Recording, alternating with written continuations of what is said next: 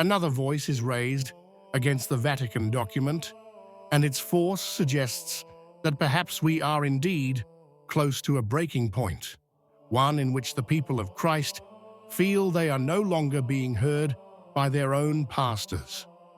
Stay with me until the end, because what is emerging is not a simple controversy, but the signal of a fracture that could change everything. There is now, within the Church, an ever-growing chorus of voices denouncing the growing deafness to the sensus fidei, that profound feeling of the believing people that for centuries has guided and corrected pastors in moments of darkness. It is a widespread, almost palpable perception, as if the echo of the faithful's hearts were filtered or rejected, while delicate decisions slip away from their spiritual intuition.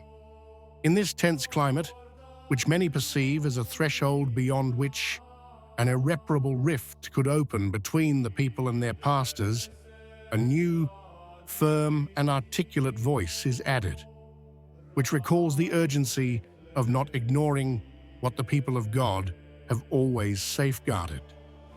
It is in this context that Monsignor Strickland's position is presented when he states that I feel obliged to intervene to reaffirm the constant teaching on the Virgin's cooperation in the redemption. The emphasis placed on this duty recalls a responsibility that is not occasional, but necessary, as if abandoning traditional Marian language could further accentuate the distance already perceived by the faithful. His insistence that love for the Blessed Virgin represents the very center of the Catholic faith appears then as an attempt to mend, to oppose that process of estrangement in which too many believers feel excluded or misunderstood. In his formulation, this duty does not appear as one choice among others, but as a pastoral necessity imposed by the very love of the people of God for the Virgin, a love that he describes as the beating heart of the authentic Catholic faith. The intervention then emerges as a direct response to the disquiet of the faithful, an attempt to bridge the gap that widens when what has been believed for generations is perceived as overshadowed. The act of invoking the Marian tradition thus takes on the character of a defense that is not only doctrinal but spiritual, like an outstretched hand towards a people who fear seeing their most cherished heritage diluted. Continuing his statements, he reports the severe judgment according to which the motivation, given to avoid confusion, repeats the same linguistic pattern that for over half a century, in his opinion, has ended up attenuating Catholic truth rather than safeguarding it. One observes how Strickland describes this process not as a harmless updating, but as a slow smoothing of the doctrine until it is reduced to an indistinct sentiment, devoid of the strength that has always characterized it. The central idea that emerges is that truth cannot be sacrificed to diplomacy nor bent to the fear of offending modern sensibilities, because such a strategy, far from creating clarity, only generates a shadow that confuses what was once clear and incontrovertible. The reference to ecumenism, which, when the truth is silent, ceases to be authentic unity, constitutes a point of particular importance. A concrete risk is outlined, that of a dialogue that, in order not to offend anyone, ends up renouncing the very thing it should bear witness to.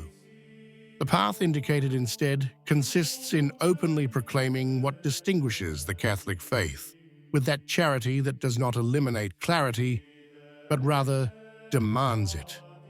In this reading, the crisis does not arise from excessive zeal, but from a language that, in an attempt to reassure, saps the lifeblood of doctrine and opens the door to ambiguity, transforming what was once a foundation into a suggestion. It is noted that the rejection of the title co-redemptrix is not presented as a simple terminological adjustment, but as a sign of something deeper. A constant attempt to strip faith of its supernatural dimension so as to render the Church harmless in the eyes of a world that rejects the cross. From this perspective, the Virgin appears as the point where divine truth is reflected with greatest transparency, and to diminish her role means in fact to diminish grace itself. The logic is clear. Each Marian title holds a Christological truth. If the first is undermined, the second inevitably weakens as well. Hence the implicit alarm. When we label as inappropriate the titles through which the Church has protected the mystery of Christ for generations, we are not correcting an excess of devotion, but rather risk altering the very perception of redemption. Mary's cooperation is not a frill, but rather an element that illuminates the depth of the incarnation and the passion, and touching it means altering the overall picture. It is recalled that the first Christians already recognized in the Virgin the woman who reopened the path where Eve had closed it, and that her yes to the angel was not a passive gesture, but the concrete beginning of the work that would lead to redemption. It is this yes given freely that places her at the beginning of the journey of salvation, while her presence beneath the cross also places her close to its fulfillment. It is explained that the word come does not indicate equality with Christ, but closeness and real participation, as when one suffers with someone without pretending to replace them. This is precisely what is emphasized. Mary is not a rival of the Redeemer, but the one who walked with him in decisive moments, from beginning to end, playing a role that the Church has recognized since the first centuries. The reference to the Fathers and ancient texts then serves to demonstrate that this vision is not a devotion born late, but an awareness that has always been present, and that setting it aside means distancing oneself from what for generations has been guarded as a living part of the faith. We then enter the passage in which official church documents are recalled, almost forming a continuous line that runs through different pontificates to show how the title of co-redemptrix has never been perceived as foreign or risky, but rather as something that the Holy See itself has encouraged. It is recalled that already at the beginning of the 20th century, the Congregation of Rites encouraged increased devotion to the sorrowful Mother, speaking openly of the merciful co-redeemer of the human race.